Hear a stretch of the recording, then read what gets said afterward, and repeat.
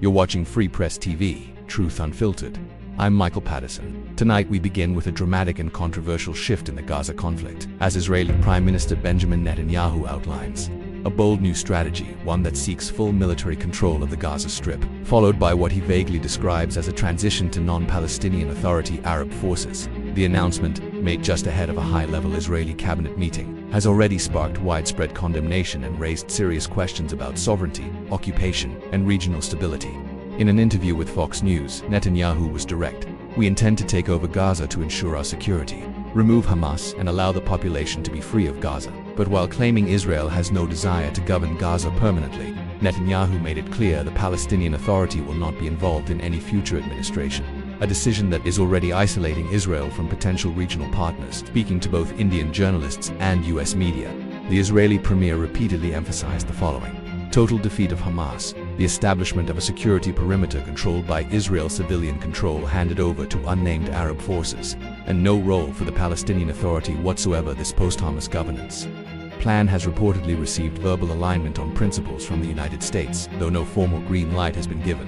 When asked if President Trump, whose influence still looms large over US foreign policy, supports the full takeover of Gaza, Netanyahu danced around the question, stating, "He just says, I know Israel will do what it has to do." Netanyahu mentioned the two countries have discussed a humanitarian surge. There remains no detailed blueprint for the so-called day after. What's clear, however, is the vision Netanyahu is promoting: disarm Hamas, demilitarize Gaza, ensure Israeli security control, free all hostages, install an Israeli non-PA civil authority. But outside Israel, reaction has been swift and sharply critical.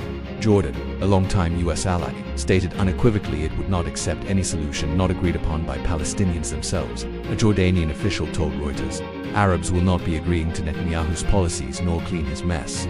Meanwhile, Hamas dismissed Netanyahu's remarks as a blatant coup against negotiations, and warned that any new ruling force imposed on Gaza would be viewed as collaborators and occupiers. And back inside Israel, opposition voices are growing louder. Opposition leader Yair Lapid blasted the Prime Minister's plan, warning it would only result in more dead hostages, more fallen soldiers, and billions of shekels wasted on delusions. Even some in Israel's military are pushing back. IDF Chief of Staff Lt Gen A.L. Zamir reportedly warned that an occupation of Gaza would drag the country into a black hole. To date, Israel controls roughly 75% of the Strip, but has avoided launching ground operations in areas where Hamas is believed to be holding hostages. No civilian governance has been asserted over Gaza's population, who have faced repeated evacuation orders.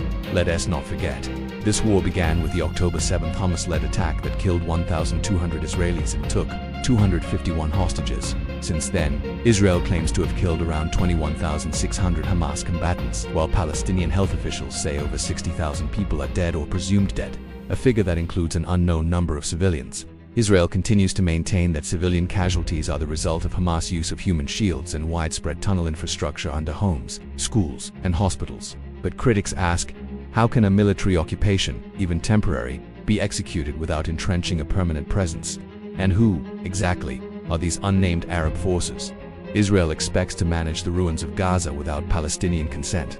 Once again, we find ourselves at a crossroads, not only in the war, but in the very idea of what peace, justice, and self-determination can look like for the Palestinian people. This is Free Press TV. I'm Michael Patterson, cutting through the noise, asking the questions others won't.